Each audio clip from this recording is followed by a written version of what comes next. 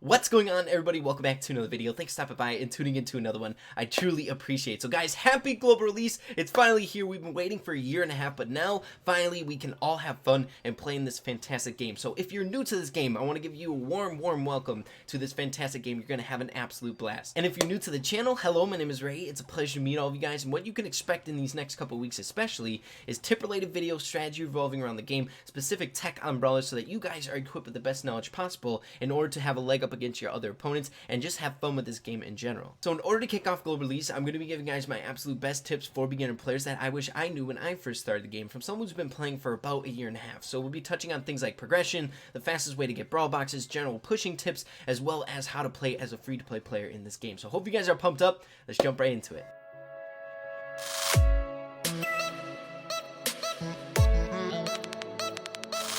Alright guys, so the very first tip that I want to start off with is the fastest way to get brawl boxes in the game. Of course, this is important to know so that you can get those new brawlers as well as just have a general faster progression throughout Brawl Stars. So I've done several tests here on the channel, basically trying to beat out the absolute best offer in the shop for bang for your buck for brawl boxes, which is the Mega Brawl Box. It's worth 80 gems unless you have a special shop offer that is available to you for your account. So what we found being the absolute best way to get brawl boxes in the game is using your special event tickets on the special event game mode, Robo Rumble, with a key doubler activated. Now, of course, you don't need a key doubler if you're a free-to-play player. Still, the value of 80 gems worth of tickets far outvalues the 80 gems worth of that Mega Brawl Box in the shop. So there's shop offers that come out every single weekend for event tickets, one for 10 gems, one for 30 gems, and one for 80 gems. So whether or not you're a pay-to-play player or a free-to-play player, you should be saving up your gems for those offers. Now, the cool thing is Robo Rumble comes out every other weekend, so you have a good 2 weeks to collect as many gems and tickets as possible so that you can grind them out in that one Robo Rumble session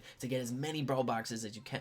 Now, the final tip that I'll give you guys for collecting your resources for Robo Rumble when it eventually comes out is if you're a free-to-play player, be sure to save your gems. Don't spend them on other things such as skins and things like that. Those aren't necessarily for progression. It's just to have and enjoy in the game. I would recommend using every single one of your gems to buy tickets for Robo Rumble. Now, if you're a pay-to-play player, I'd recommend focusing in on that 80 gem offer. The other two are really good, but the 80 gem offer is the best value for the amount of money that you're spending. Alright, so it's time to move on to the next tip, and that is for trophy pushing. Now, I've condensed it down to about 3 important strategies that I always offer out to anyone that asks me how do I trophy push in the game, and these have definitely helped me when I was getting all my brawlers to 500 trophies. The very first one is set specific trophy count milestones for yourself, whether that be 100 if you're just starting off trying to get all your brawlers to 100 trophies, whether you're a little bit further on and you're trying to get all your brawlers up to 400 and then getting ready for that inevitable 500 trophy climb on all of your brawlers. I find it super important because it's like setting a goal for yourself, and then once you achieve that trophy level on that brawler, you get some reward back from yourself. So I recommend when you're first starting, try to get all your brawlers up to 100 trophies and then move on to the next milestone. So the second important tip that I can offer you guys for trophy pushing, and you may argue that this contradicts the very first one,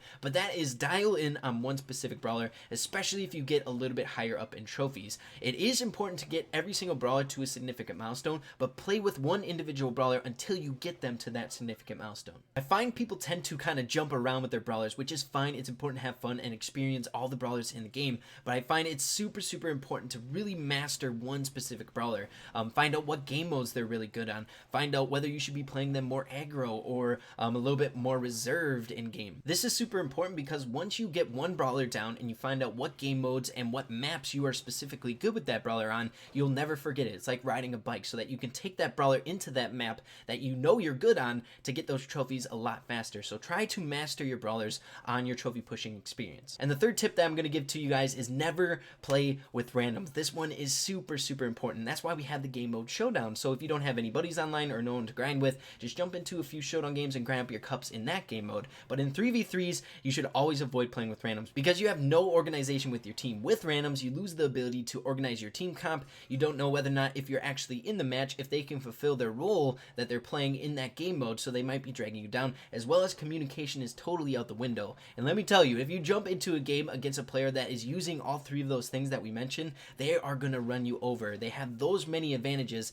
against you right away from the beginning. The reason players are so good at this game at the pro level is because they fulfill a lot of these things. They have team organization. They jump into every single map with the absolute best team comp. They play with the same exact people in their team, like people that they know because they know how they play individually, as well as they have team communication through like a third-party app like Discord or something like that. So that's why they're so incredibly good. good. And if you start practicing some of these things, trophy pushing is going to be much easier for you. Now, the next tip that I can give to beginner players is revolving around the auto aiming function. Now, there are two ways to fire in the game. One is manual aiming, where you use your right trigger to point and then lift up your finger and then you'll shoot. Now, the auto aiming function is just clicking the right trigger so that you shoot. Now, firing in the game with the auto aim I think is very important for beginner players, just so that they can get down the basic mechanics of the game. However, it's important not to become too reliant on it. The majority of the brawlers in the game are much more effective using the manual aiming option rather than the auto aiming function. Brawlers such as the long range units or the mid range brawlers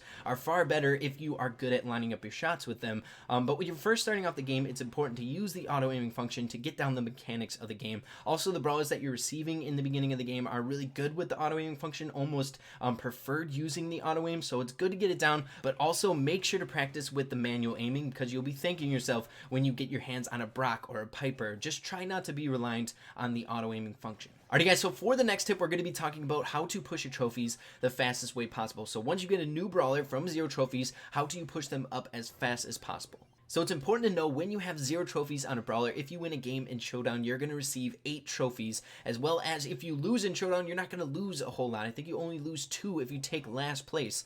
Now, if you win on the 3v3 game mode, you're going to win 6 trophies. So the discrepancy between the two types of game modes is actually pretty big. Also in Showdown, the matches go fairly fast, especially right away in the beginning. People are killing each other left and right. So I highly recommend, if you have a 0 trophy brawler, jump into Showdown, grind as high as you can until you're starting to lose a little bit. Maybe brawlers in the game are a little bit higher level than you, so you might have to turn to 3v3s once you get to like the 300 trophy range. Now, with all that being said, I do find it very important to have a good understanding of all the different game modes in the game, not just playing in one specific game mode like Showdown for all of your trophy pushing, because there may come a time where a map isn't suitable to you and you're not very good on it, and then you may have to turn to a 3v3. So if you don't have a whole lot of practice in those 3v3 game modes, you might be falling down in trophies then. So just to recap, Showdown is going to be very fast trophies for you for a brawler that you just received out of the Brawl Boxes or League rewards, starting at 0 trophies, just because it's very high reward with very low risk. However, once it starts to become a little bit too difficult for you to grind up consistent trophies on Showdown,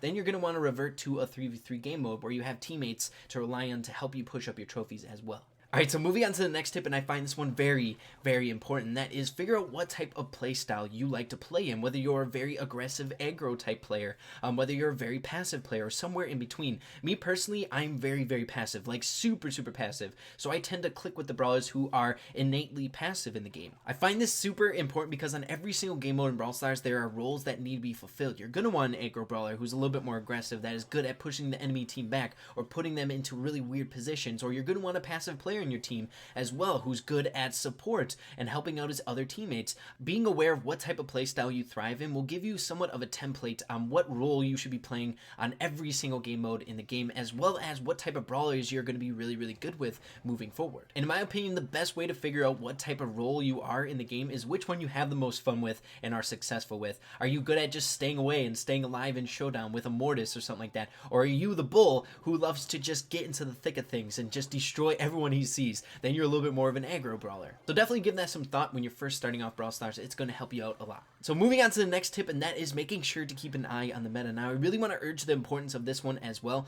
Which brawlers are incredibly dominant in the meta? Which ones are a little bit underwhelming? And guys, there are so many different resources out there for you guys. There are videos pertaining to top 5s. There are tier list videos. There are also balance change recap videos. All this is important because it's in your best interest to push the brawlers that are good in the meta. It seems very self-explanatory. However, I see time and time again where people are trying to dial in on brawlers that they really enjoy, and they might not be super good. Obviously, it's okay to play the brawlers that you enjoy playing to have fun in the game, but if you're trying to get better at the game and progress on and get a little bit more trophies under your belt, you're going to want to maybe dial in on the brawlers that are either in the middle of the pack or at the upper echelons, like they're super good. For an example, say El Primo is a little bit underwhelming in the meta. You may want to try to avoid him even if you have a specific milestone that you're trying to reach, because more than likely, if that balance change rolls around, he might get a buff, and then it's going to be even easier to get the trophies that you're struggling to get right now. So yeah, really make sure you're keeping an eye on the meta, and I feel like it's generally pretty easy for a game like Brawl Stars to figure out what brawlers are dominant just by playing in game.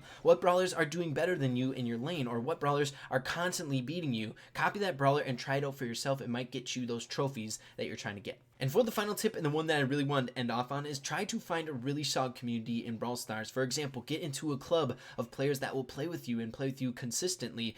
Get a really awesome friends list going. Play with people. If you are indeed playing in randoms and you find someone that's really, really good, add them to your friends list so you can play with them again. Like I said before, it's super important to play with the same people over and over. Join a Discord server. Use third-party apps to get in voice chat. This one is very important because Brawl Stars is a very heavily based community game. If you think about it, even the gameplay, you're relying on 2 other people to play with you. So if you know those people and you know how they play, it's going to be that much better. So yeah, guys, make sure to join a band, get a good friends list going, and join a Discord server. I know Brawl Stars has an official Discord server where people are asking for game rooms all the time, so that might be a good place to kind of load up your friends list and stuff like that. Alrighty, guys, so those are the absolute best tips I can give you for beginner players. Hopefully it helped you guys out, and bottom line, just try to have fun with Brawl Stars. That's the most important thing by far. So guys, hopefully you all enjoyed the video. Make sure to leave a like on it. Also, make sure to subscribe down below if you're liking the content here on the channel. I'd really, really appreciate that. So with that being said, make sure to keep having fun with Brawl Stars, and we'll see you in the next video.